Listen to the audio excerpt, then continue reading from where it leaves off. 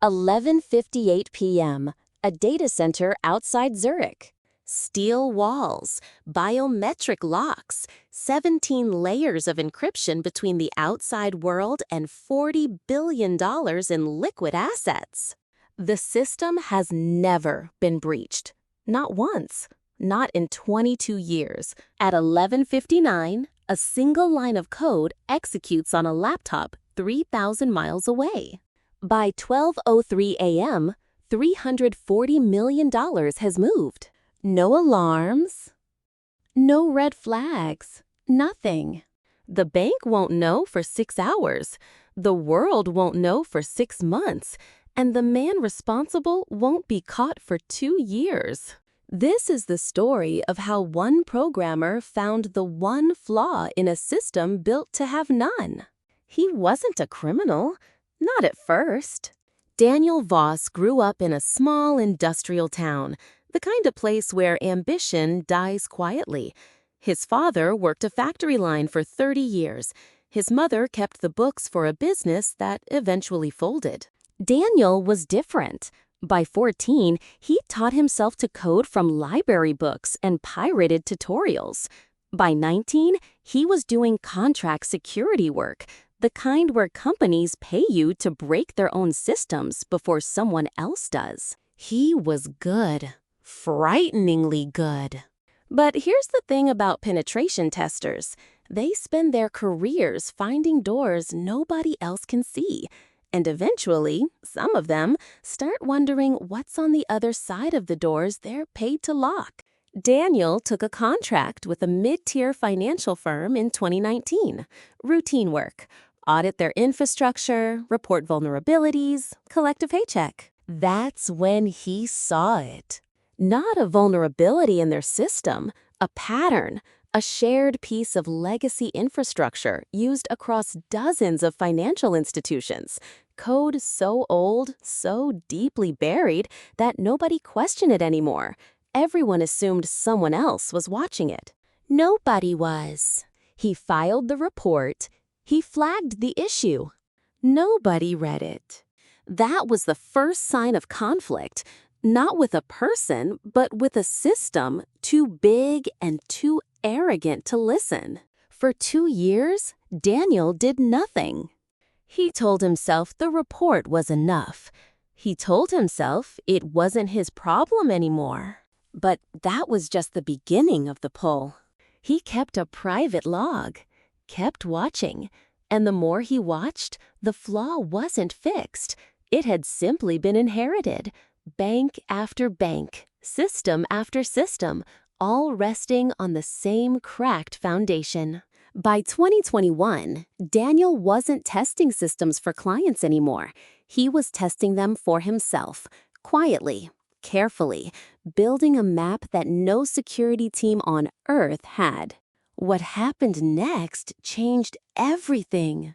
He found the target, a financial institution with a reputation as the gold standard of security, the kind of bank that advertised its own invincibility, the kind of institution that made Unhackable part of its brand. That confidence was the crack he needed. For 8 months, Daniel didn't touch a single system. He studied. He mapped internal communications, employee routines, patch schedules, response times. He built a model of the bank's digital nervous system without ever triggering a single sensor. This is where things get interesting. Because the deeper he went, the more he understood something chilling. Breaking in wasn't the hard part. The hard part was making sure nobody noticed he'd already done it. He wasn't planning a hack. He was planning a ghost. Every test he ran, every probe he sent was disguised as routine background noise, traffic so mundane that automated systems filtered it out before a human ever saw it. The system made one fatal mistake. It trusted its own logs completely. Daniel learned to write inside the blind spot. By early 2022, Daniel had a choice. Walk away with everything he'd learned and let it die as knowledge. Or use it. He tells people now that it wasn't about the money. Not really. It was about proving that the system's arrogance, the same arrogance that ignored his warning 3 years earlier, was its greatest weakness. Maybe that's true. Maybe it's what he needs to believe. Either way, he made his decision on a Tuesday night in March, sitting alone in an apartment lit only by 3 monitors. He didn't announce it. He didn't celebrate. He simply began. The operation took 4 minutes and 11 seconds. In that window, Daniel moved funds through a chain of accounts so complex that even forensic investigators would later admit they'd never seen anything like it. Dozens of shell transactions cascading across borders designed to fracture the money into pieces too small and too scattered to trace quickly. By the time engineers realized what was happening, the trail was already cold. This was the irreversible moment. There was no undoing it, no walking it back. He was no longer a security researcher. He was the man who broke the unbreakable bank. The bank discovered the breach 6 hours later, not through their own systems, but through a routine reconciliation that didn't add up. What followed was chaos disguised as calm. Executives were woken in the middle of the night. Regulators were notified before the sun rose. Internally, the bank scrambled to determine one horrifying possibility. Was this an isolated breach, or was their entire foundation compromised? It was the second one, and they knew it. For 6 months, the story stayed buried, quietly investigated, quietly denied, quietly feared. Financial institutions across 3 continents ran silent audits on the same legacy system Daniel had exploited. Some found nothing. Some found the same crack, sitting untouched, waiting. Meanwhile, Daniel lived like a ghost. He didn't spend the money. He didn't flaunt it. He moved it further, buried it deeper, and waited. But no plan survives contact with human error forever. It was a single transaction, small, almost meaningless, made 18 months later that connected back to an account he thought was clean. Investigators, now armed with 2 years of forensic reconstruction, finally had a thread to pull. They pulled it. In late 2023, in a quiet apartment far from Zurich, federal agents knocked on Daniel Voss's door. He didn't run. He didn't resist. He'd known on some level that this moment was always coming.